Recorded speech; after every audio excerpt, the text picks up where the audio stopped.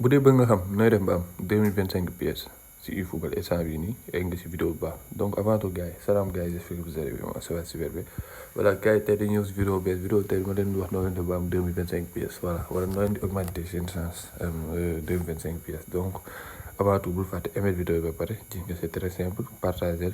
communauté bi gën a mën a yokk yeneen Sénégalais yi mën a gis samay vidéo effort yi may def et tout et surtout abonné wu bu dee ku bees nga wala ko xam ne yaa ngi seetaan samay vidéo looy xaar pour abonné wu ndax chaîne bi ay vidéo eFootball astuce nu mu tudd mise à jour lépp loo soxla xam classement yi gën a baax lépp laay dugal chaîne donc abonné wul partager et surtout nga aimé vidéo aimé voilà day tax vidéo bi gën a mën a percer donc gars yi tout d'abord seetlu ngeen ne voilà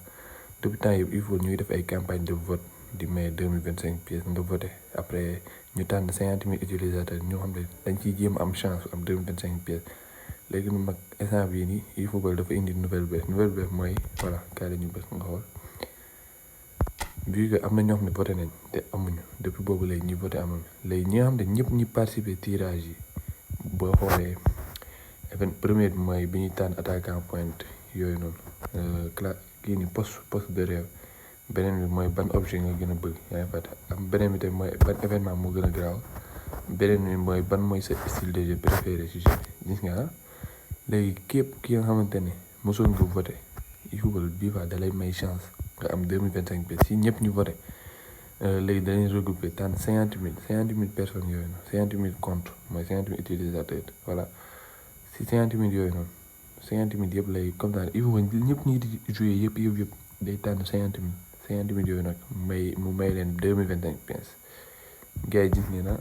moo tax ñi nga xam ne voté woon nañ instant bi dinañ am chance peut-être am parce que man ba léegi xamaguma sama entourage ñi nga xam ne am nañ ko mais daal j'espère que dañ ko am voilà te 50 000 utilisateurs tuuti na trop si compte eFootball boo xoolee ay 800 millions de téléchargements eFootball franchement voilà donc gars yi lii rek la bu dee mosoon nga voté moom jàppal ne dal nga si wala nga xam ne sa compte amoon nga ay ñetti compte yooyu noonu ñaanal kay dugg sa benn compte voilà gars yi lii rek la lii laa leen bëggoon fexe ngeen xam ko et tout voilà pour ngeen xam ne voilà ngeen pare te nee nañ tamit ngeen xool seeni ay cadeau parce que léegi ñoom dinañ joxe benn date ak voilà bu ñuy dugal affaire yi léegi loolu bu amee naa leen ko wax tamit voilà mais day xool seen cadeau en attendant ba xam des fois du leen may wala dara voilà gars yi bu leen fàtte aimer leen vidéo partager leen et surtout ngeen abonné voilà may wax dig daje ba beneen vidéo